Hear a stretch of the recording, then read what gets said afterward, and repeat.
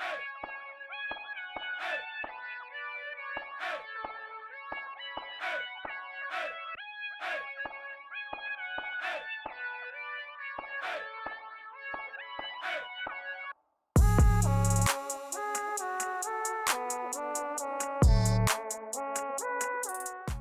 the warm welcome. My name is Nicole Swenson. I am your nutrition educator here in Duplin County with North Carolina Cooperative Extension, NC State University, North Carolina A&T State University. So I just wanted to go over a few things about Corona. Right now, we want to make sure that we are using our 3 W's, that we are wearing our masks, that we are waiting 6 feet apart, and that we are washing our hands as often as possible. We want to make sure also that if anyone is feeling sick, that you call your local hospital or urgent care, and that you ask for an appointment. There are some drive-through testing sites available here in North Carolina. Goshen Medical, along with Duplin County Health Department, will host a drive-through testing event on Friday, which is tomorrow. BF Grady on Westside Elementary. Now the event will be held from 10:30 to 1:30. You must call and pre-register. I will put the phone numbers in the link to BF Grady Elementary and also Westside Elementary so that you can call and register to be tested.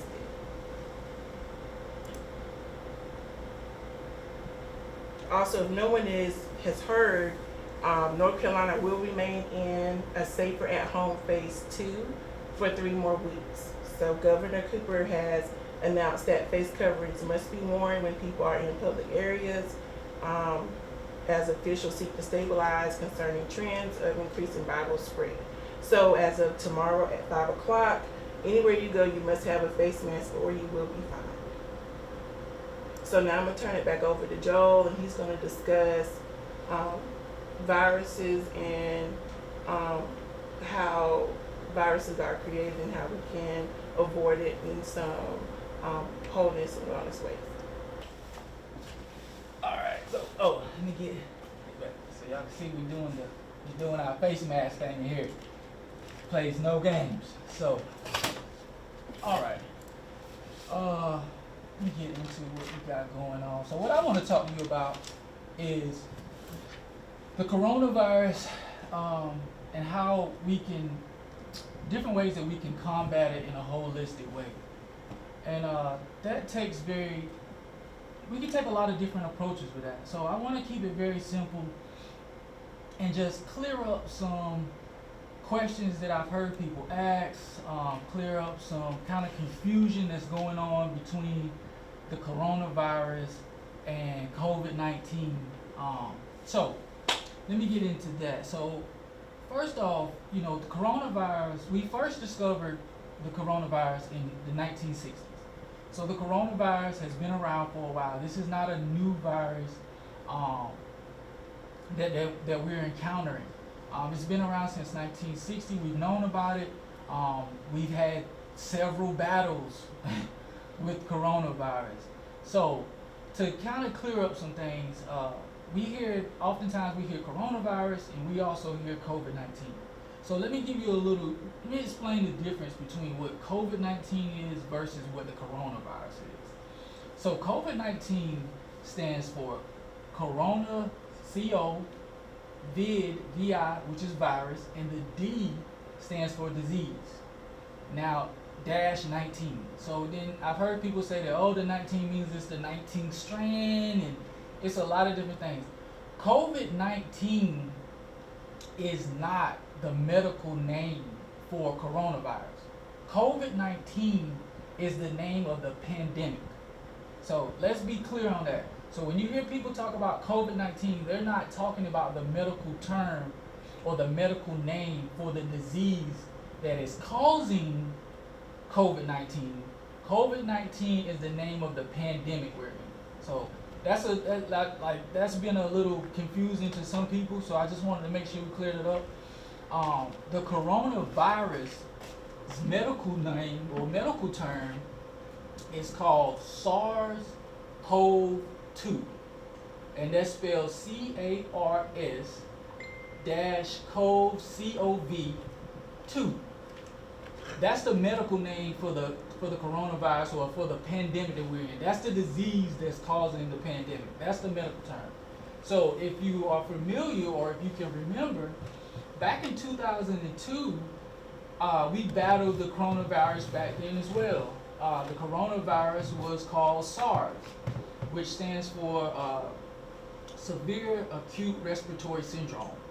And now we're battling a new version of that coronavirus, which is now named SARS-CoV-2. So it's a new version of the same coronavirus that we've been battling since the 1960s. So it's not necessarily a new thing, but this is a new strand. So this is not a hoax, people.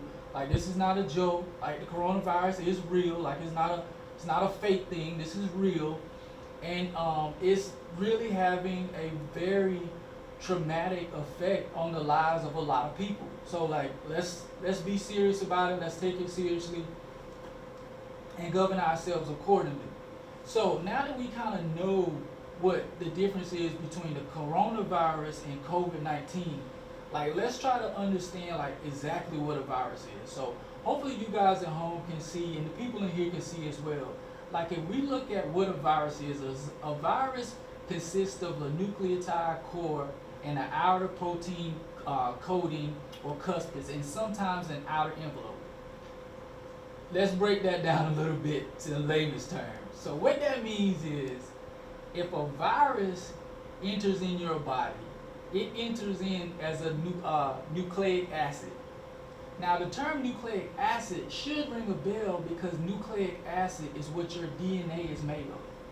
So it enters into under the guise of something that your body already is going to recognize. So as the virus enters your body, it kind of does what you see on TV. Like, you see in TV where the guy puts on a hood and he goes in and he sneaks into the camp, and once he gets in, then he attacks somebody and he puts on the uniform of the other guy and he runs rampant in there causing trouble. So that's what the virus really does. The virus is a nucleic acid, and what it does is the hood that the virus wears is a protein.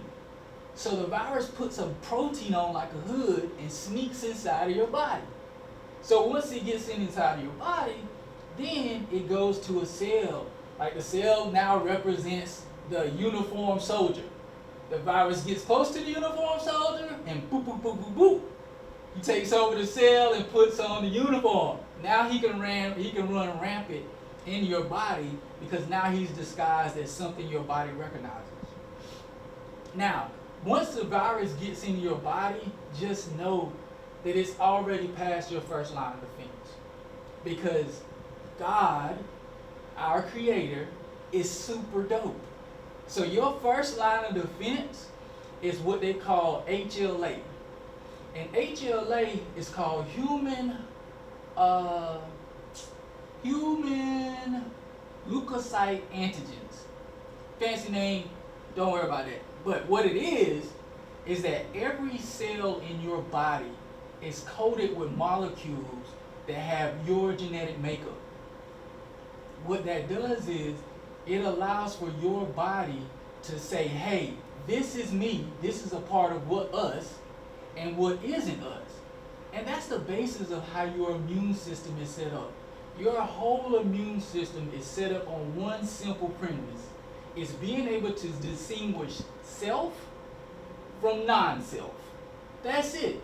That's how your immune system works. If anything comes into your body that's not self, your body's gonna attack it like, hey bro, what you doing in here?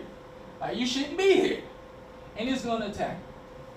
So once a virus gets in your body, it's already past your first line of defense. And so then we start to get in your second line of defense, which is your antibodies. Now, I know a lot of you've heard these terms, so I'm going to use these terms and I'm going to try to explain them in a way that so you can better understand. Because the medical field and the legal field or the law field is two of the most convoluted fields of study in America. And it's like, if you read a medical book or you read a law book, it's kind of like you're reading a different language. And you hear these terms tossed around a lot, and you kind of like, oh yeah, I kind of know what that is, but you kind of know. So let's just try to clear some of that up. Once the virus gets in there, gets into your system or into a cell, then we have what we call antibodies.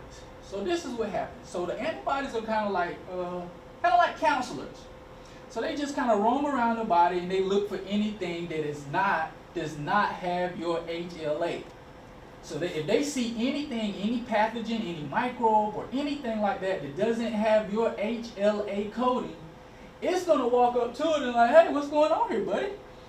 And if it sees a problem, if it's a small problem, your antibodies can attach to that microbe or pathogen and do what we call in science or biology is neutralization. So it can neutralize it. The antibodies can neutralize stuff on its own. The second thing that an antibody would do once it finds something that's in trouble or finds something that seems a little off and it shouldn't be here, it can flag it. It'll flag it. It'll mark it. It'll put a little flag on it. It'll attach something to it, put a flag on it, and that flag says, hey, somebody should come over here and check this out. So once it gets flagged, then another part of your immune system will send different microbes over there to kind of see what's going on with that. Now the third thing your antibody does is your antibodies can call for help. Like if your antibody sees something in your body that's like an emergency, what they're going to do is what we do when we get an emergency. They're going to call the police. And the police in your body is called the white blood cells. And once the police are called, it's no holds barred.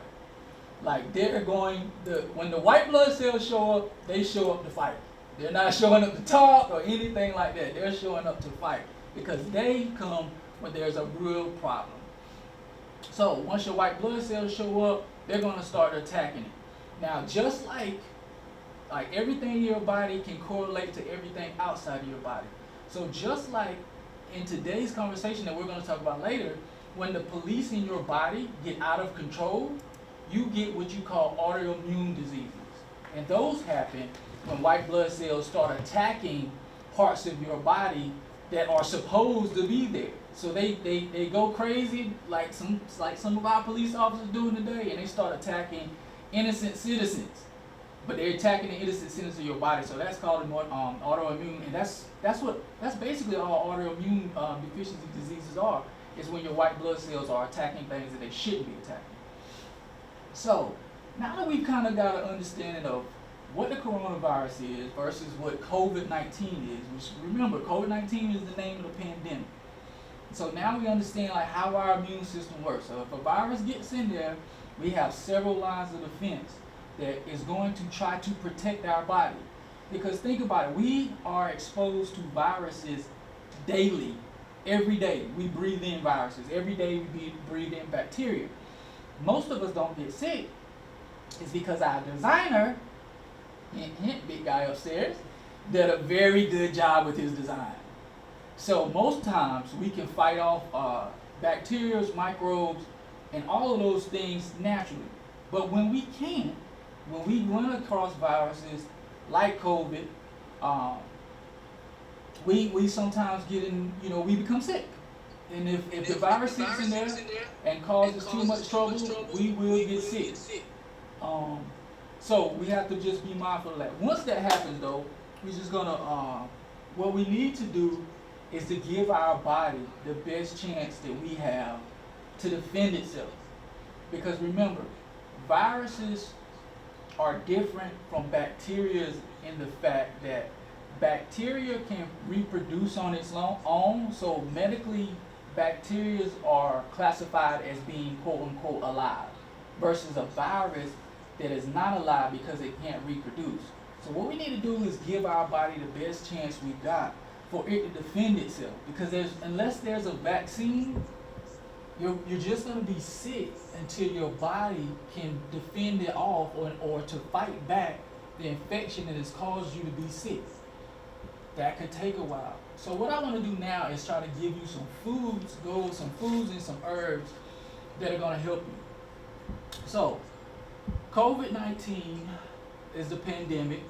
Coronavirus is the disease that has caused that pandemic. Now, the name, the medical name, let's go back to the medical name. The medical name is called SARS-CoV-2, Severe Acute Respiratory Syndrome. So what we want to do is we want to get our respiratory system as strong as it possibly can. We want to eat the right foods and take and add in the right herbs to the foods that we're eating to give our body the best possible outcome against an attack against a virus like COVID. So, one of the things that, since we're talking about a respiratory disease, one of the best things you can do for your lungs is a herb called thyme. It's in just about every grocery store. You can add it to, I eat thyme on everything. Like, if you come to my house, they'll tell you, like, when I do my squash and zucchini, it's thyme. Whenever I do any greens, it's probably gonna get thyme in it. Because what thyme is called an expectorant. And what that does is it expels any mucus out of your lungs. So being that COVID is a respiratory disease, it's gonna attack the lungs. So what we wanna do is add foods in there that when our bodies break them down, they're gonna take out, or they're gonna use the material in the food to process antibodies or to process anything, like I said, like expectorants that will cause the lungs to function better. So an expectorant is going to get any kind of mucus that's building up in your lungs, it's gonna push that out. So we want our lungs to be functioning as healthy as possible during this pandemic because that's the area that's being attacked. So thyme is a good one.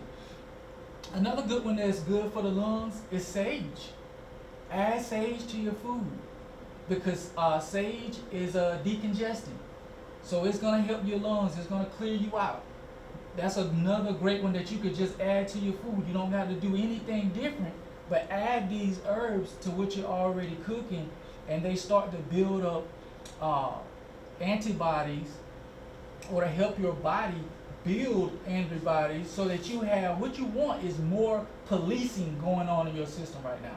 So you want more antibodies, you want more expectorants, you want anything, any and everything to be functioning in your body and floating around in your body that's gonna show up and be like, hey, man, wait, yo, HLA call that, bro. Like you don't look like you from around here.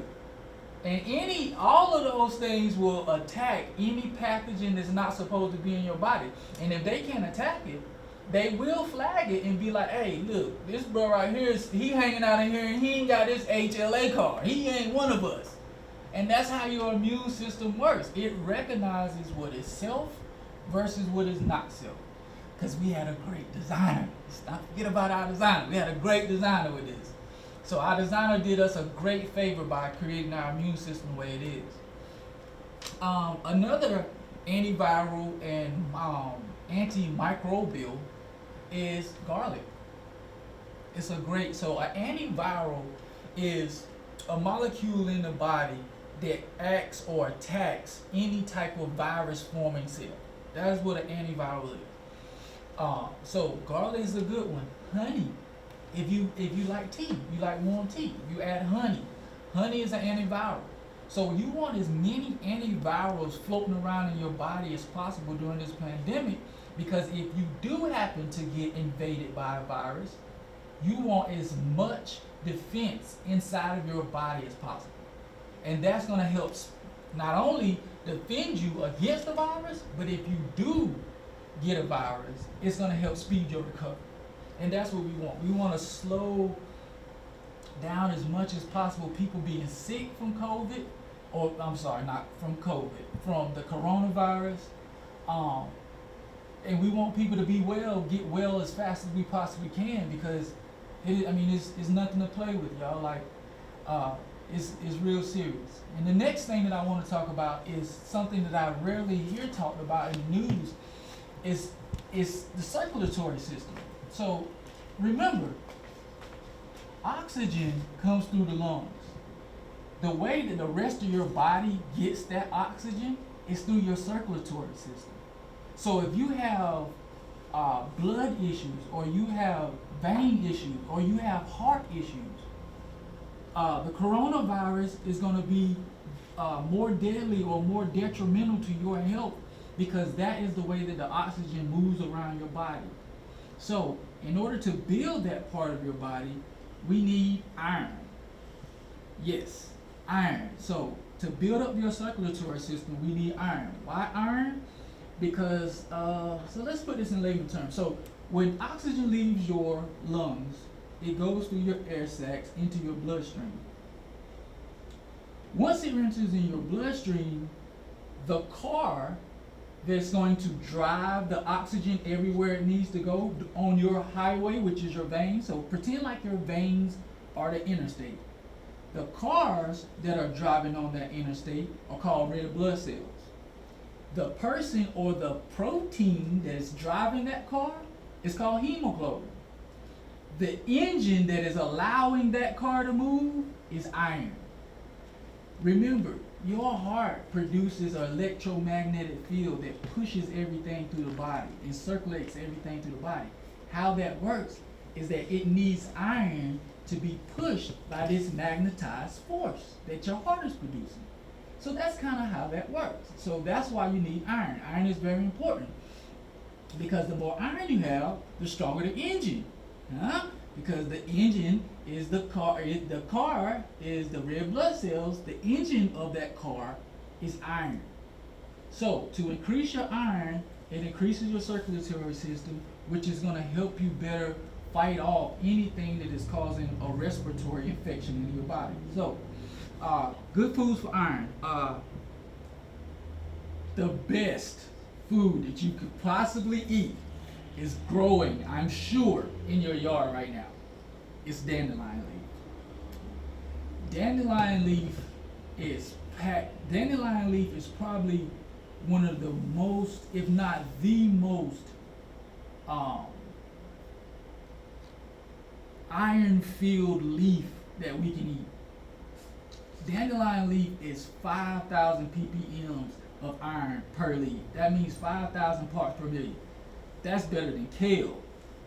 Like iron, dandelion leaf. If you go to the grocery store, look for your salad leaves. Make sure you can try to find salad leaves with dandelion leaves in them, because that's what you want. You want the dandelion leaf and you want the dandelion root, because the root has chromium. So you can look this up when you get time. Google chromium and iron combinations that form antivirals in the body. When you put chromium and iron together in your body, they form antivirals, which is exactly what we need. We need everything in the body to fight against COVID. So dandelion is, to me, dandelion is a superfood. Like, it should be on the superfood list. And it grows right in most people's yard, and most people never know it, but it is a superfood. So the best source of iron that I can give you, dandelion leaf. Can't get that, then go with your kale. Ginger root is another one that is pretty available to pretty much everybody. It's packed with iron, and iron is going to make sure that your oxygen is circulating around in your system at a high level.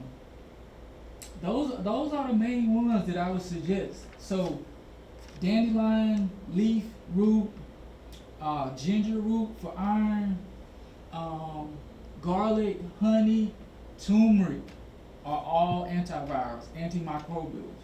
So that just means those things are going to recognize anything in the body that does not have your HLA. Remember, your HLA is your unique genetic code that tells your body what is self and what is not self. And your immune system is based totally on that. If it recognizes anything that is not self, it's going to be attacked. So those are the main ones that I can think of. Remember, what you want to take to help your lungs is thyme. It's THYME is how you spell it. It's a herb. You can add it to your food. It's great. It's banging. You should add it to your food. It's going to make the food taste great, and it's going to do wonders for your lungs. Just keep in mind though, herbs are not like medicines. They're not going to have this bang effect that you're going to get like immediately. So you need to do it continuously. Every day or every time you cook a meal that you could add one of these herbs to, you should. And then you'll start to build up these antivirals, antimicrobials, and expectorants, and decongestants that's going to help your respiratory system. So, hope that helped. Hope that it cleared up some confusion about coronavirus versus COVID-19. And hopefully it gives you some ideas and some good foods that you can eat to help you be healthy during this pandemic. All right. So right now, what we're gonna do is we getting ready to get into the meat and potatoes of what caused me to call this meeting, which is policing and police brutality. This is the section that we're gonna that we've called law enforcement education, and that's exactly what we're finna get here. Law enforcement education. So in my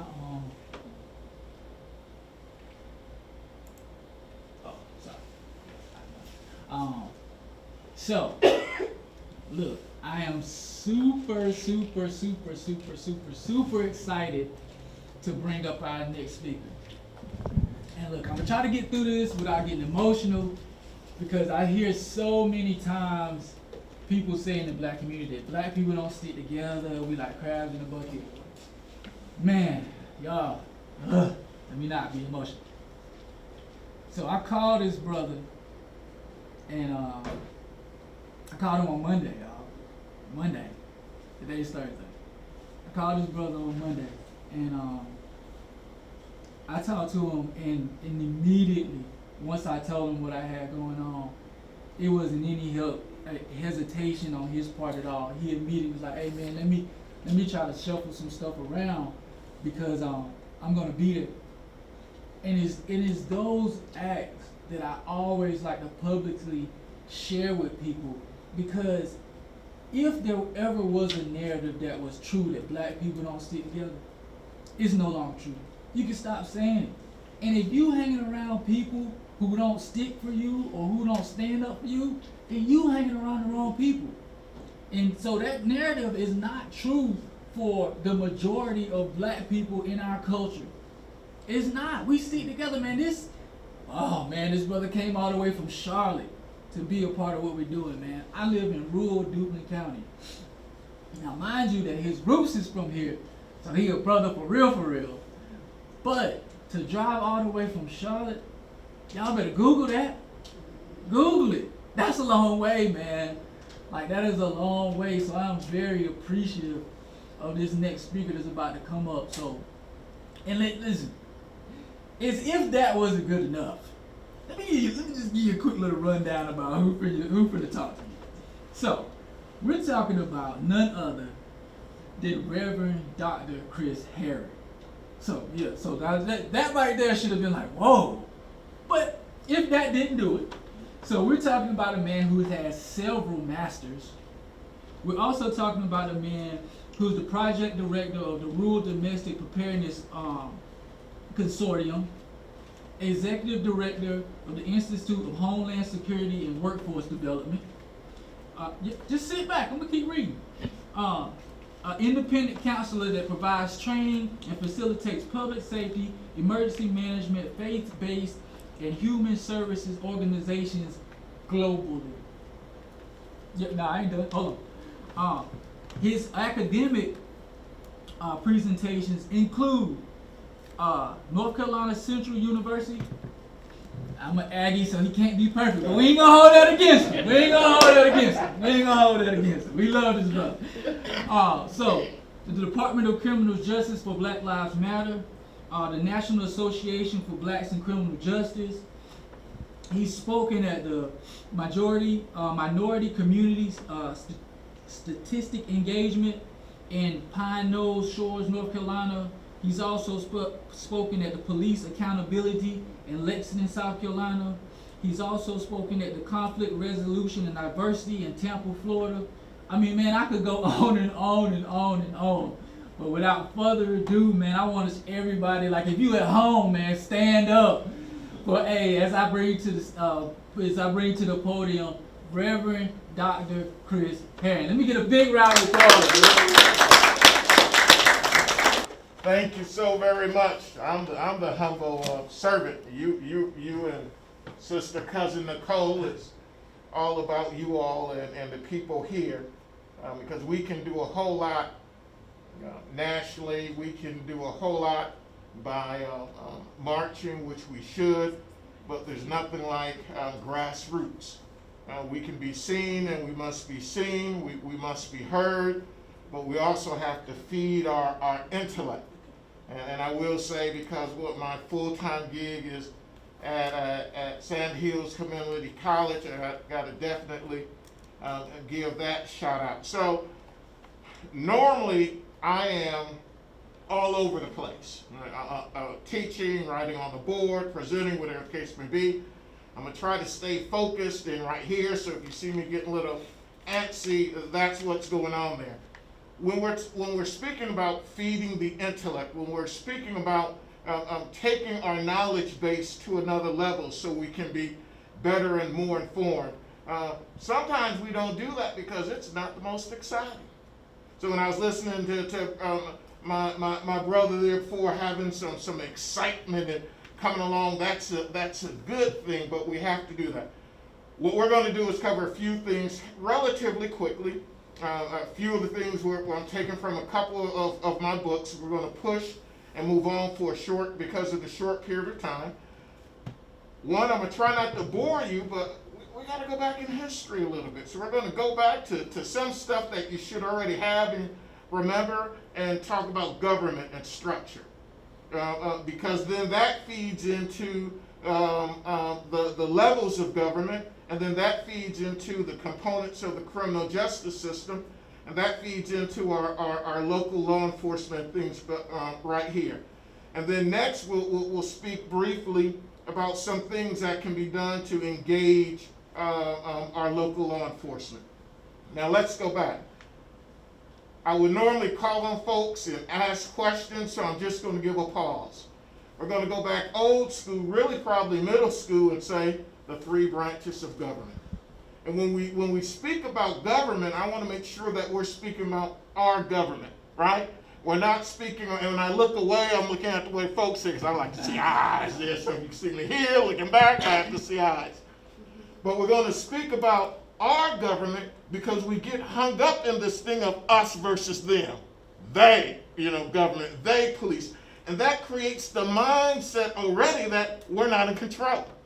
But if we go with the mindset that this is my government, although historically, right, they held it from me, and they didn't want me to have ownership in it because it was a danger, we have to understand that this is our government and think of it that way and articulate it that way, because when we get to the police department, Brother Joe, we have to say, that's my police department. You do what I say, because you work for me. It's not them, it's right. And so we're doing that right now. We're doing a lot of taking it back. And we're having to be sort of aggressive in taking it back because we shouldn't have let it go after we received it in the first place. But let me go back. So this is good at the high level here quickly, y'all. The three branches of government. And we would say, what are the three branches of government? Y'all remember this, going back to it? Yes. So we're going back to legislative. Yes. Executive. I'm hearing some speaking, all right, some singing. And judicial. Yes. And you say, so what? Because we also had a phrase that we learned way back in the day when we speak about legislative, executive, and judicial. And together we had a phrase, we said, a system of checks and balances. Speak to me, speak to me. So checks and balances. And that whole thing there with checks and balances to say, so nobody gets crazy and out of control. I personally never want to see any one party having the strength over all three, because then it does away with that checks and balances. And you say, now what's the significance of that? We know the legislative, see, way back in the day, Saturday morning was about cartoons. And old school cartoons, it used to be something like Schoolhouse Rock, right? Conjunction, Junction, what, right? And then there was, I'm Mr. Bill, right? So cartoons are also educational. So the legislative branch, we make sure we understand that they do a lot of making the laws. The executive branch is the president. We'll talk about some things others at lower levels there, governor at other levels and all that. But that executive branch is that management, right? That day-to-day, and we hear talk about making orders and executive orders. And then we have the courts, right? And we understand that law is also made through courts. Now we have somebody coming up talking about elections and just supporting that, not stepping on that Kool-Aid. This is why this is important. If we're talking about people that make the laws, right? Executive orders and laws through courts and trials and all that, and all of them are elected. So maybe it's not our system, it's not our government, if we're not taking a role in it and putting people in office. Now here's what I believe in, then we're going to get off of this. They don't have to look like us. It'd be great if they do, but they have to understand they represent us. All right? So let's move on here. So we have the three branches of government. That's real important because the system of checks and balances, and we're responsible for putting them in office. And it doesn't always work the right way, but it's what we got. So then we go from the three branches of government to we want to talk about the levels of government, right? So there are 4 levels of government. This is basic stuff. This is people who come in to become U.S. citizens, often know more about the system and government than people born and gone through this educational system because they're forced and they want to get it. They want to get it. In order to get it, they got to pass that test to get it. So when we take a look at the levels of government, the highest level of government is the federal government. Speak to me. Then the next level of government is the state government. Sometimes people put these last two together, but they're separate. After state government comes the county government. People sometimes put together local and county, but they're really separate. Because after county government, I like to say really local government, and that comes with the cities and the municipalities and things like that. So check this out, because then we're going to talk about law enforcement, what we're talking about here. But we know who's at the federal level. And we can also go over to the branch of government and speak about the federal level. We know who's at the state level. The executive branch at the state level most often is the governor. Right? Then you have state legislators. You have state courts. Then you have the county level, right? And then you have the city level. So there are the levels of government. And we're going to sort of try to visualize this. Then we want to come to the components of the criminal justice system. Components of the criminal justice system. And when we speak about the components of the criminal justice system, for the most part, there's 3. Some people say there's 4. But there are 3 components of the criminal justice system, and we know them, but sometimes we don't really think about them. And the 3 components of the criminal justice system, one is what? We're here talking about it. The police. And we'll say law enforcement. So that's a component of the criminal justice system. I hope my bald head isn't blinding anyone out there. It's kind of new to me. So we're talking about law enforcement. Another component of the criminal justice system. So after POPO, if you're arrest you then go to where? The courts. Right? And after the courts makes a decision, and maybe a little before him, but generally speaking, it's what? Corrections. Corrections. So law enforcement, courts, and corrections. And sometimes people will say, well, actually, there's a juvenile justice system, and North Carolina has done a whole lot of work there. Well, make sure you get educated and make sure you get informed, because there are a lot of things that are impacting, especially our young black boys and girls in high school and stuff like that, and younger, from the juvenile justice system, where there has been a lot of work done. But so we're looking at the 3 components of the criminal justice system. There, law enforcement, courts, and corrections. And there's something called the consensus model versus the conflict model. Do they work together, or do they work against each other there, right? So we're going to focus on law enforcement, but let's quickly look at the other 2 for a second. Corrections, right? And when you think about corrections, don't only think about prisons, You also think about jails, but also think about community corrections, probation, parole, and house arrest. You say, well, why is all that? If there's an opportunity if something does go down, isn't it a greater, isn't it better for somebody to deal with that rehabilitation in the community, at home, versus there, right? But so corrections, now check this out. We're going to go back to the levels of government. There's corrections, and you have federal prisons because of federal system.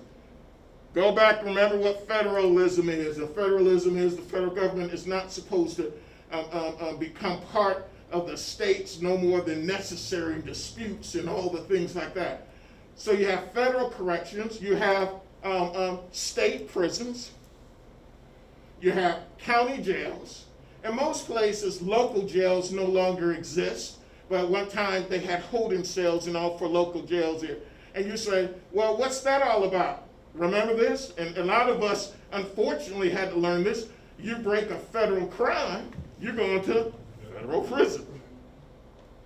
Right? And then you have also state and local, you're going to state prison. You're talking about, as we get into law enforcement aside, the sheriff's department is responsible for the county jails, which for the most part, it's only a 2 years or more that somebody would stay in there. Courts. Woo-wee! Listen to this about courts. When we talk about folks in the court system, somebody gets arrested, let's say it's a bad arrest or whatever the case may be, our legislators put together some not so good laws. These judges have a lot of weight. How do the judges get in office? What you going to hear next? Elected. How often do we really say, man, who is running for judge at the district level, at the superior court level? Let's get the right person in there to do the right thing. And so are we pushing an agenda with somebody as a judge to be in there? Or do we say, well, it's not the president, it's not the mayor, I'm not focusing that much on the judge, but yet that's the person many are ending up in front of.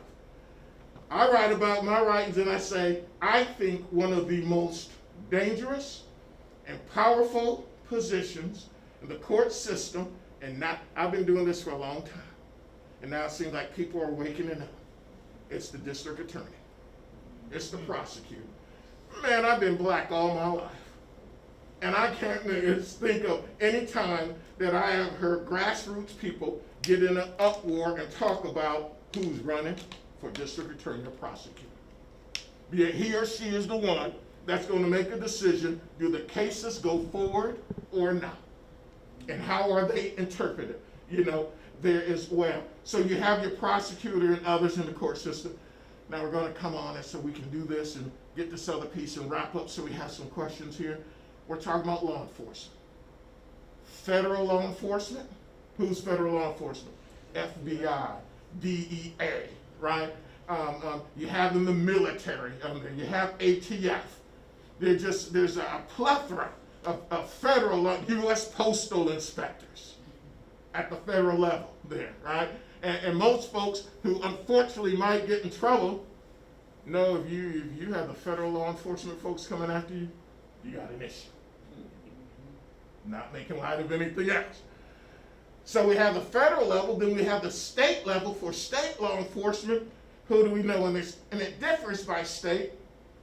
But for example, in North Carolina Highway Patrol, SBI, State Bureau of Investigations, alcohol law enforcement, right? So these are all different law enforcement, and there's something called jurisdiction. And they have jurisdiction all throughout the state, right? But also it differs sometimes over the offenses and all that, things like that. So federal, there's state, there's county. This is good when Brother Joe was talking about it. When you think about county law enforcement, who is the chief law enforcement officer in a county? The sheriff. He or she operates the office of the sheriff. And the people, sometimes an auntie or somebody might say, the sheriff came and picked them up. No, the sheriff didn't most likely come and pick them up, but the sheriff's deputy came and picked him or her up. So there's that deputy. Here, and the sheriff's office is one of the most powerful as compared to when we talk about the city police chief. Why? The sheriff is what? Elected by the people. The office of the sheriff. Even if you don't have, what's the next level? Local level. Even if you don't have a city police, you're still going to have a sheriff. Because the sheriff was most likely there first, and then people had the municipalities come up under that and said, we want a little bit more, right? And things differ there. We don't have time to get into some specifics there and all. But how much, once again, do we pay attention to? Who do we put up for running for sheriff? And who do we support and realize the power that they have? And a big thing there about the sheriff's office is they run that jail. So whatever's going on in that jail is a responsibility of that sheriff. And that sheriff does not listen to the county commissioners necessarily other than for money. That's a lot of power. So we have the federal level, state level, we have county level. There's other county, you might have county parks, law enforcement, things like that. And then you have what? Municipal level. And it depends where you are. You can have cities or towns, but that's the local police. There's jurisdiction for the most part in that city. And how does that police chief get there? He or she is appointed by the city council.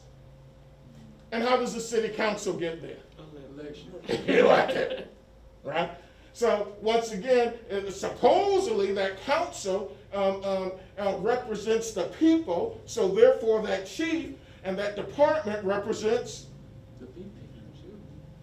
the people there now. So we wrap this up here because we could go on and all, right? Let's talk about some ways to engage law enforcement, right? Because sometimes it's there's law enforcement, them, that department, and here's us, versus that belongs to us. And sometimes you have to get in the face of the system to be part of the system there. And none of this is new. So what are some things that you can do to get engaged with local sheriff's department or law enforcement there to address some of the issues and ills that we know have been going on since the slave police, since Jim Crow, since civil rights, there. And by the way, another piece we won't talk about now, we know that riots are not new when it comes to aggressive police action going back to the 50s and for some specific cities we know. Staying on track here. When I was police chief, and there are just too many chiefs and sheriffs that understand that citizens can be on hiring and promotion boards. The question is, if the call comes out, we need people to participate in the hiring and promotion boards. Is there an answer? Because that's some serious stuff. It needs some confidentiality. But then remember, I said hiring and or promotion boards there and all. Another one is a Citizens Advisory Council. Now we hear a lot of places saying, well, we want a Citizens Advisory Board. Nothing new. Well, I would ask, if you didn't have one in your community already, why? Did anybody ask? Did anybody push that we want to sit? And they mean different things at different places there. Here's one. When I was a young Chapel Hill officer, being a baby boy I'm in age, all the way back in 1980 and 81, I had to go sit before a psychologist to become certified as a police officer for that city. When I was chief in Salisbury, we spent the money for the same thing. Big cities, I know it becomes a little bit more challenging, but we find money for what we want to do, and it's psychological testing. It's not perfect, it's not everything, but it's one more thing that might raise some flags there. Ride-along programs. No, I don't want to be caught riding no car with Popo. Ride-along programs, getting it, being a part of it there. Here's one, we'll move on quickly. You can just do an internet search. Early warning systems. And what early warning systems are for the law enforcement agencies, if there is something going on with an officer through the system, flag's going to come up and it has to be addressed. complaint tracking systems, formal complaint tracking systems there as well. Community problem solving.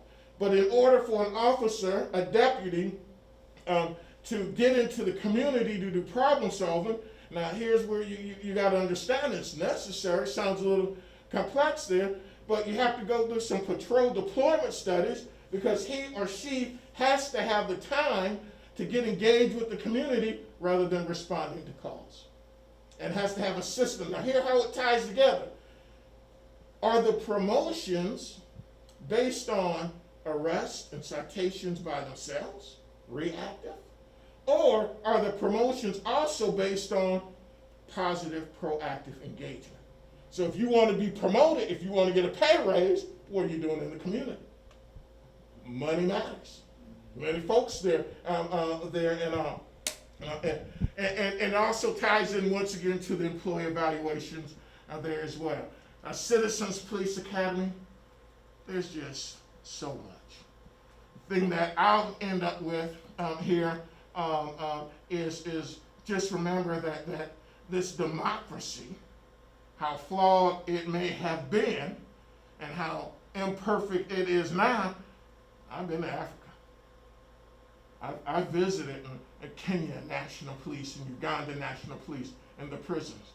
You go over there and talk about Miranda warning. You get a billy stick upside the head.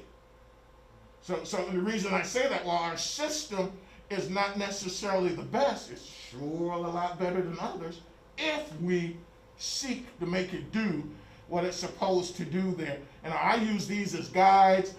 So this one is Destiny Fulfilled, and it's really designed, and everybody's not going to get this. Some people will be upset by it because what it's designed for is what I wish my mama, who was a single mother through divorce, would have had the ability to do. Sit down with me as a young man and talk to me about some things. All right, that guy to talk to me. So it's designed for the fathers, the grandmothers, the aunties, who has specifically a young black male that they love, that they're going to talk to different privately than they do publicly. And this one, there's a couple pieces in it, but it's really about what are some things, and we've talked about it, that we can do and need to do to engage and strategize to for the police department to help them police the black community. We didn't talk about the different types of brothers. We didn't talk about the different type of police officers. North Carolina Central University has a large criminal justice department with over 600 majors. These are folks who are trying to get into the system. And I would, wrapping this up, because I would get a little offended when somebody said, when I was in the field, cops ain't no good. Like, what the sugar are you talking about? I'm out here doing everything I can, trying the right way, and then when you automatically put all cops in the same arena, you're talking about me. And I was taking heat from, and there are so many other means. Are there the racists? Are there the other things? Yeah, they're all, but that diversity there as well. Appreciate you, Brother Joe, Sister Cousin Nicole, there, and if there are any questions or anything. Yep. Thank you so much. Real quick, we'll probably have you. Or you got Teresa already ready? And because I think you have the expertise that can answer a lot of the questions and concerns that we might have.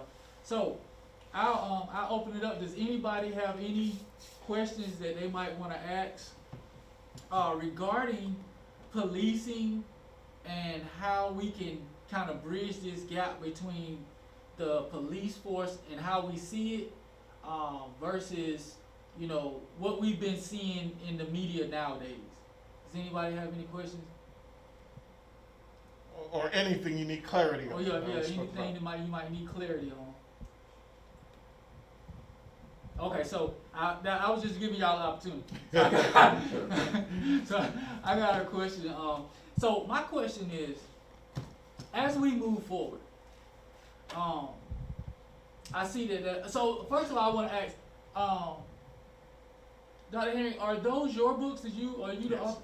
So for those people who saw those books on the live feed, please check them out. Please go get those books.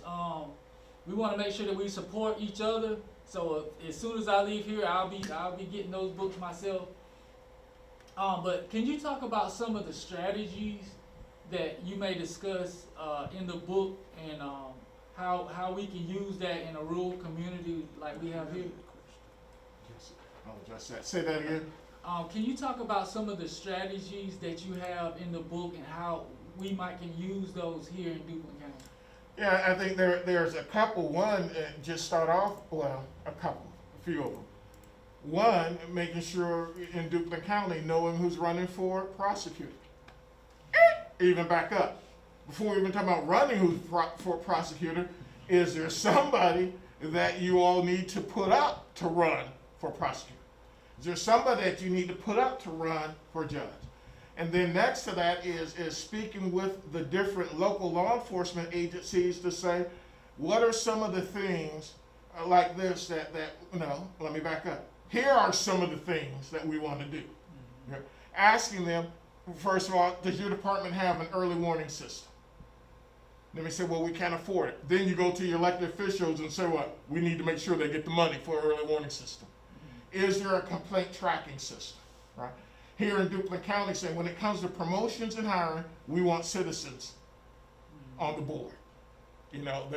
So there are some people may not like. I don't know about rural areas. Now there's not liability, but also the issue of ride-along programs.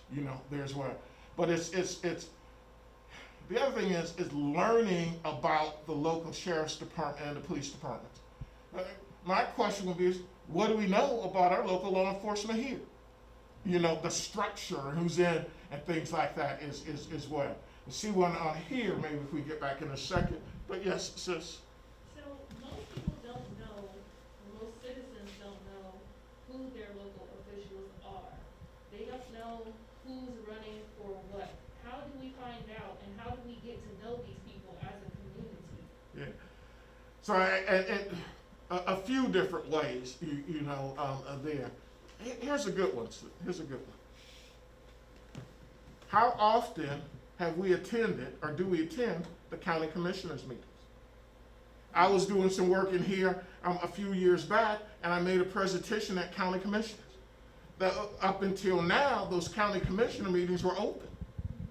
They're making decisions for you, for us, hearing their voice. Well, you said what? You did work now.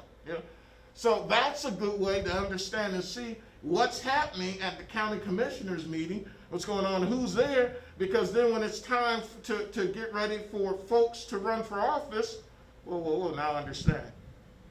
We need to support somebody else to run for, or now I know who's there.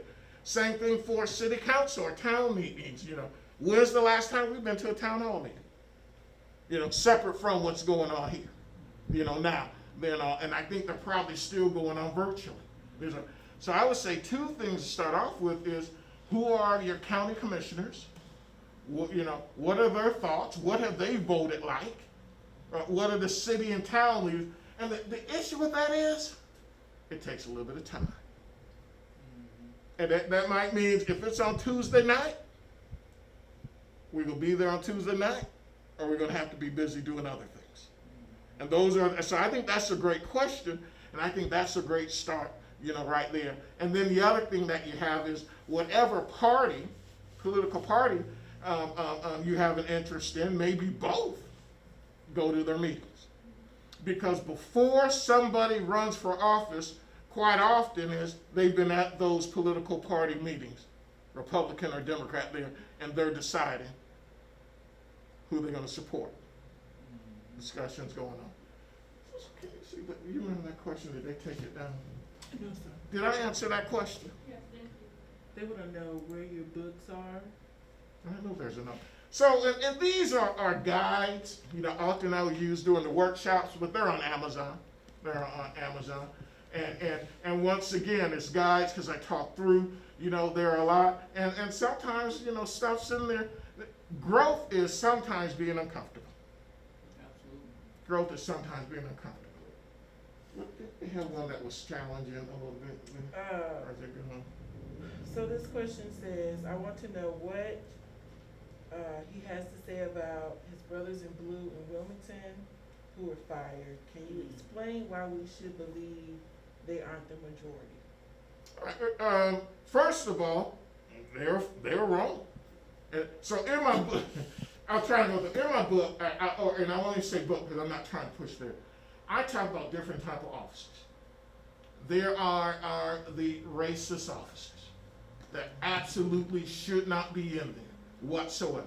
I talk about there are the gung-ho officers who may not necessarily right off be racist, because you find black officers like this, they believe in, I'm gonna kick butt and knock kids and take names. Right? There's the officer who I call the whatever officer. He don't care. She don't care. And the challenge with that is they're not going to be concerned with addressing the needs in the community. And then I talk about the crossovers. What about when you get the gung-ho officer and the racist officer? You got the issue there.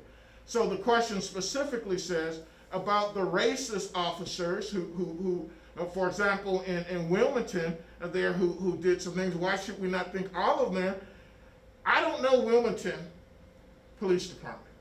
I know the police departments that I've worked with and for, where there were some bad officers without any question, but they aren't like that. Here's what I'd be willing to bet about Wilmington. I could be wrong, but it's hard for me to believe, and although we realize things were done wrong, they have a black police chief.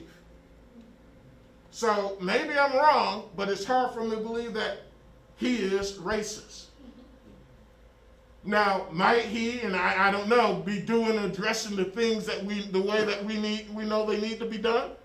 I knew a guy who was the deputy police chief some years back. I knew he wasn't racist. There are some black officers who go through 4-year degrees and programs, and most likely on the department, I'm pretty sure they're not racist. That doesn't take away, right? Let me mention one more thing while we're here. I also speak about, and people aren't going to like this. This isn't a good time to say this. I talk about Officer Beal. And I named Officer Beal as the white friendly officer. And he was named after my training officer coming up in Chapel Hill. This was a white dude with curly hair, had an afro pit, and grew up in the hood in Durham. He knew black people better than some black officers knew black people. And he had a love and a passion for folks. That's what I saw. And I know that there are other white officers that have a love and a passion that are going to do the right thing. So that's when I say it becomes dangerous when we paint the brush. Now, there could be a whole nother issue of, and it goes back to what we're saying, how come leadership isn't doing what it's supposed to do to get rid of them? That's the point, that's the question. And then I push it to, how come we aren't in there, although we shouldn't have to, making sure that leadership is going to do what they have to do, or they get out. And protesting is a great thing. My brother and then my sister. Yes, sir. What do you do about this thing when you have good cops that tend to look the other way when bad cops do their dirt? Or that, I don't know if that blue wall of silence is a myth or not, but I've heard a lot of cases, I've seen cases where cops like the Bill, who was a cool white cop, but when something went down, he stuck with his boys instead of doing the right thing. Yeah, I agree 100%. That's then why you make sure at North Carolina Central University, at that other little school, I think it's called A&T or something. Oh, man. Community college. HBCU love. A&T has a criminal justice program. Shaw has a criminal justice program. St. Aug has a criminal justice program. I know St. Aug does. Sure about Shaw. Johnson C. Smith. I used to teach at Livingstone. Right? Now, I'm just talking about Fayetteville State. Now, you do have some black folk that don't treat black folk no better than some racist white folk, but it's hard-pressed for me to believe that all of those criminal justice programs with folks who are trying to get in the field, putting especially black folks and white folks understand that they're racist. And so to answer your question, what you do, one, you encourage, there's a lot of young brothers and sisters now who need to be in the field and who need to, they're saying, nah, I ain't doing that. Because I'm hated by my own people. As a young officer myself, in Chapel Hill at a Klan march, right? Be calling the N-word by white folks and calling Uncle Tom by black folks. I'm 21 years old, right? So one of the things that we can do is to make sure, and great question, my brother said, we make it clear to that police chief. Now, we want to know, is this an issue? That blue wall of science. We want to know, you go to the source, right? I'm going to have an answer saying this, for the police chief or for the sheriff, to what extent do you think your deputies and officers will turn and look away? And what are you doing about it? That's what you call accountability. And if you can't give us the answer, and if you can't do the right thing, we know how to get rid of you, to get somebody who can. And to encourage the right people, more than anything right now, we need the right people wearing that uniform. You know, when my sister come back, you, my brother. Yes, my sister. So, another question, as far as I understand, there are there's a battery of psychological testing before you get into law enforcement. How do you psychologically test someone who is a racist that doesn't need to be in that type of position? Because you can't be biased when you're in that type of position. Yeah. So the question is, dealing with the different psychological testing before you get in the law enforcement, and how do, in essence, racist people still get in. You know, then first of all, there's not a whole battery of psychological testing, believe it or not. That's the first truth. There's some more than others, some little, some very little or none. So that needs to be in there, and there needs to be tests that also address issues not only are maybe difficult just around race, but also about aggression, about corruption. And you're not going to get that by itself. It's not one thing, it's multiple. Then you also go to the interview. What about in the interview if there's somebody of color, someone around says, tell me your thoughts about black people? Or what about the scenarios? You have this scenario. So it's not going to be perfect, but when you're, and then looking into history, and one of the best friends, if you're doing a background investigation now, is Facebook, Twitter accounts, right? So is the department doing a due diligence, or is it simply because, well, you know, I know his uncle? Yeah. That's what it is. Right?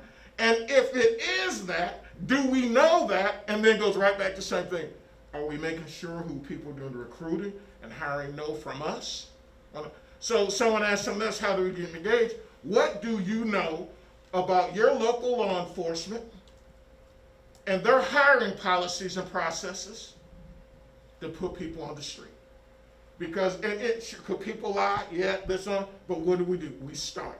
And we're taking ownership of our agencies. Come to you, my brother. Then my brother. Yes, ma'am. All right, well, first thing I want to say is you're around a little too many Aggies be talking all that mess. But secondly, I want to say, so, you know, so there's like been a lot of, you know, police brutality and all that stuff. And I'm just thinking like, how do so many of these type of people, you know, slip through the cracks and stuff? Because it's not like people just wake up one day and I was like, oh, I want to kill a black man today. You know, most of these people have several past complaints, you know what I'm saying, from police brutality. And I'm saying, like, why are they still in the field? Like, because I mean, I'm not in the law enforcement, you know what I'm saying, I haven't researched it, but I'm saying, like, a lot of these people, you know, have past, you know, extensive violence, unnecessary violence. And how are, like, they still in the field and still, you know, out here doing their job? Yeah, and so one, you're right, my brother. And we found out in one of the couple of cases, there was that history. So remember what I spoke about here, and great question there. One, does the leadership of that law enforcement system have a complaint tracking system and policy? Do they have one? Because odds are many times, well, apparently they don't, or there's not a policy, they're not paying attention. So how do they? There's no complaint tracking system with a policy that has oversight. I can't make it cute. And what does that mean? That's bad leadership. And it goes right back to the same thing there. How do we put it on them? we put it on them saying, is like what you're saying, there now, then you want to ask that chief ahead of time or that sheriff, do you have it? Why not? How are you doing it? We want to see it. And we want to see the reports. We don't have to see the names. The other one is what you're talking about. And listen to this, my brother, it's a great question. It's something called an early warning system. And it's been around a while. So why is it that many agencies don't have the early warning systems? There is one. So you're absolutely right. And it goes right back to that point of, are we in control of the department? Because sometimes management isn't doing what it's supposed to do. And then what's going to happen? And if I can draw up any analogy, if you're going, and I'm going to try this off the cuff, if you're not feeling well, and you're going to the doctor, and you continue to have high blood pressure, or stroking, or whatever's wrong, you're going to do something about it. You're going to do something about it. And we're realizing they're saying you're going to change doctors. There, you're going to, so you can't, you don't want to change cities, but you can look at them saying, you aren't doing what you're supposed to do to help me, so I need to change you. We need to change you. But you're absolutely right. Did I answer that? Yeah. And my brother? How is the officer of any background able to assess me historically, socially, Mm-hmm. and through psychology without having that type of training? I found myself being a college graduate who had to, was much more interested in computers, but had to take sociology, had to take history, had to take psychology. And again, an officer doesn't have to do that. And maybe a two-part question, someone who is as well trained as they are is allowed to give the excuse in the heat of the moment, this happened. When a civilian doesn't have that type of training and education, and so when they have a gun in their face and they do something that a cop would deem irrational, how could that be justified and otherwise always the fault of the civilian in a way that warrants their death? Yeah. So first of all, I'm not trying to excuse wrong. Right? I'm not trying to excuse wrong. So let me go to your two-part question. There are many agencies now that are requiring 4-year or 2-year degrees. Some aren't. It goes back to local. If your local department says we want to require 2 years or 4-year degrees, then that chief or sheriff might say, but we can't afford to pay it. But then it goes back to us to say, are we willing to cough up the money to pay for what we want? And that does mean realigning and adjusting, making sure money is spent properly, there and all that. But like in any field, education costs more. And it's not mandated. Some places, when I was in office and I caught a lot of heat, started mandating education to be, if you don't have the degree at a certain point, you're not going to get promoted. Right? So that was me and my agencies. It goes back to, once again, that same thing, because we've talked so broad, it starts to say, now what's happening at your law enforcement agency? Are we aware of it? And how we do it there now? And what you're saying there is so true, that what it takes or should take to be a law enforcement officer there, I mentioned North Carolina Central University, they're not, or A&T or Livingstone, they're not going to come out perfect, but they're coming out with that BS degree or that BA degree, and they would have taken all those courses. But also, what are they going to think? They're going to think, I love my place here. I love Duplin County. See that? Now, I got some bills. I got some student loans. I'd love to go back to Rose Hill and be a Rose Hill or Warsaw officer, but they're only going to pay me X. So then the question is, what are we going to do? Or here's the question you say there is, for like you, my brother, or you, my sister, saying, are you then in for Aggieville, wherever that is, then, and are you? I love A&T. I gotta get home. I gotta get home tonight. It's okay. Are you then going to go back to A&T, or folks that say, I know you want to go do some big things. Or what is it you want to do, FBI? Well, they say to be an FBI, you need to get in local law enforcement for 5 years or so. Come on home. Ain't gonna be the money, this on that, but we need you home. Right? How many times, and people gonna say, man, you putting the weight on us. It's our department. It's our agency. How much have we went out and recruited the right officer to get on the department? Right? So I'm making everybody responsible as we get the buy-in, as we fix what truly understand that see, I got a lot of scars because I challenged the system. Right? As a black man in the system. Sometimes I had support, sometimes I didn't. And as we come to our brother here, check this out. Like what could be here does not allow racist, corrupt, or bad cops or correction. There's no excuse. There's no getting off the hook. Brother Joe put a lot of time. Sometimes when we call the meetings, do we come out? Do we come out? What's our voting look like? Well, I'm gonna push others. I'm gonna push us because we know that when we get aggressive and do the right thing, something gonna happen. Something gonna happen. There are some things that I may not immediately have control over, but there's some things that I have control over immediately. Yes, my brother. Yeah, so you've been talking about money a lot during this session, and I'm actually surprised this hasn't been brought up yet. But like, what is your opinion about like the hashtags and everything going around about defunding the police? Yeah. Now I don't know if this is the law enforcement in me. There's the black man in me. There's the father of 2 girls and God kids in me, right? I grew up in the streets of LA. My mama grew up telling me, don't trust the police. I grew up in LA as a young man in the 60s, way before there's issues here, people were rioting. Doing all that. I don't want to live anywhere where there's no law enforcement.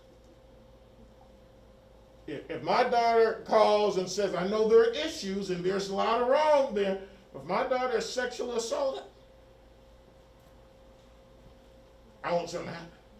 If my car is stolen, I don't want to be victimized, but I want something to happen.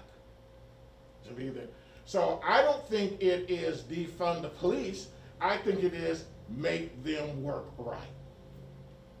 Know where the funding goes. Put things in place. If I go right out here and maybe we say civilians can do it and the drunk driver hits me, I want something to happen. Yeah. And I'm going to say something very, very good question here that we can't say. During a time like this, man, they going to take my black card for saying this. Y'all ready for my black card to be taken? They're going to take my black card. Sister Cousin said, don't say it. They'll take HBCU card. They're going to take my HBCU, they'll take my whole black man card. I'm gonna turn away. Turn away, right? I don't know why you can't say this, but every black smiling face isn't going to do me right in the streets. I don't know who can disagree with this. You know what, though? But you know what? When you start talking about people right out, now we don't want to talk about, we want to talk about issues with the police. Yeah, and now I'm going to say, here's the real ugly word. Y'all ready? Here's the real ugly word. I call it black victimization. Domestic violence, sexual assaults, robbery, this on that. Some people put the negative spin and say black on black crime. And right off when you say black on black crime, people start having a fit. So I said, don't say black on black crime then. I say black victimization.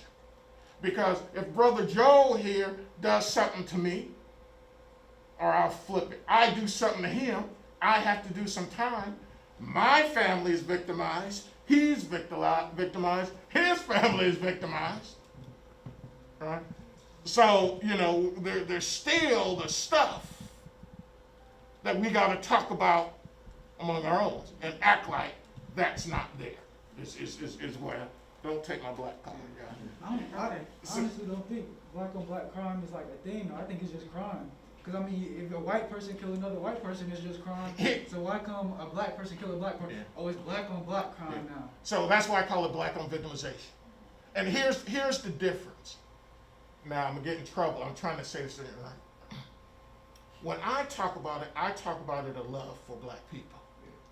So when I talk about it is if you hurt him and he hurts you, there are two black families and two black men that now have issues. You follow me? I don't know how to say it properly, right? So, and I don't care, I'm really getting in trouble here because this stuff goes up. Now let's say if you're white and he's black, or you have two white people, you follow me? That equation of how it impacts the black community doesn't go quite as deep. So the only thing I'm sitting here is we have a lot of brothers and now a lot of growing sisters who are incarcerated. Are we also talking about what's the systematic stuff in the community of racism and all that had impact, and we realize some crimes are not equal and laws are not equal. But also we know that we know Cousin Ray Ray or Cousin Junebug. And what's the thing we got to do? Here's the thing, my brother, because I like what you're saying, man. Now, because what happens to Cousin Ray Ray when he gets out of prison? It's called prisoner reentry. Do we have in our community things to help Cousin Ray Ray so he doesn't get back into the system? Because if we don't, there's going to be somewhat more victimization. And to me, probably, we sometimes have it two ways. I want to talk about blackness, but then I don't want to talk about blackness. And if it's something that I want to fix, with my health person, if I'm talking about cancer, I can't speak about cancer in the liver the same way as cancer in the lungs or cancer in the eye. Because you got to call it out and say specifically what you got to do to not prevent it and fix it. They talk it out. And that's tough, to talk about there now. But there are too many statistics for now young brothers and young sisters and in a broken criminal justice system. For years, I've worked with Big Brother and Big Sister programs. Catching the young brothers and sisters before, right? It was so tough to get people to get engaged ahead of time, right? So that victimization doesn't even start. Do understand that I'm with you and I'm on the same side. What I'm just saying is that we can have a broader view and not let a narrative be taken away from us by somebody else. That guy, the analysis. Okay. This question was from a while back. Let's go back. Okay, this question is from Lauren, and it goes back to the commissioners meeting. So it's a question and a comment together. She says, going back to the previous topic, I worked for the newspaper and was required to go to town hall meetings and commissioner meetings. And he was so right, speaking of you, Chris. No one goes. I could literally count on one hand how many community members showed up, and it was typically just people from the group that concerned citizens of Duplin County. So it was basically the commissioners making decisions without any input from the community. My question is, how do we get our people to show up? You hear that? How do we get our people to show up to county commissioner meetings, to city council meetings? I'll push it another further there. Zoning committee meetings.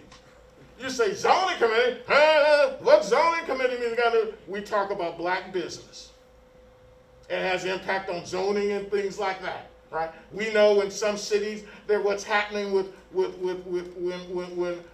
some historic black business zones are changed there now.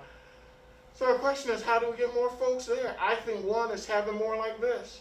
I think my doctorate is a D-man, doctorate in ministry.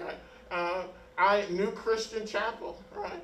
Right, at one time, come from California, I was a member there, right? My grandfather, late Reverend R.L. Carr there, and Teachy and Maple Hill there, and all of that stuff. I'm there. So one of my backgrounds areas is that the church doesn't have to be political, but the church can push engagement. The other thing is I say families. You know, go, hey, what we gonna do tonight, Aggies? Let's get together with the Aggie alumni from Duplin County. And for a month or 2 months, this group is going to go to the county commissioners meeting. And this group is going to go to city council. Here's another one. All right, frat brother. All right, Sarah. What we going to do? We're supposed to do community engagement, right? So we have the structure. One of the greatest strengths, and hats off to my brother in the barbershop right here. What's the dialogue in the beauty shops and the barber shops?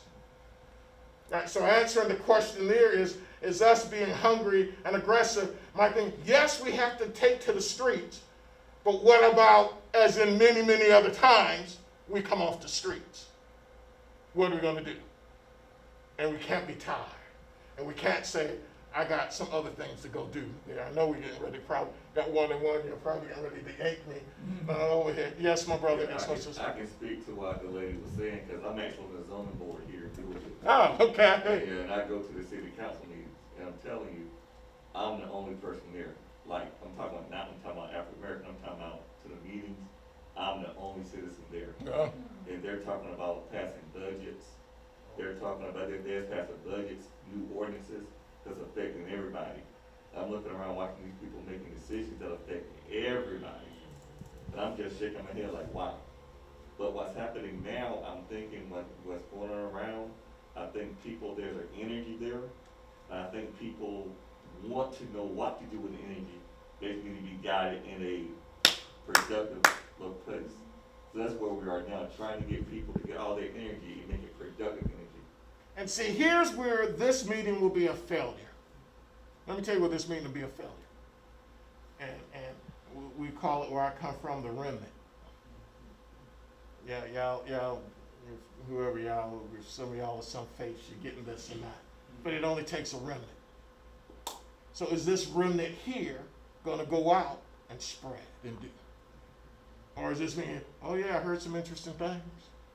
I don't agree with this, or I agree with that, whatever it is. Or is this remnant here going to realize the power and go with impact, and then that other remnant, because we got some good age groups, you know, there and things like that. So that's the key. I'm like, man, come on, there's so much we can do.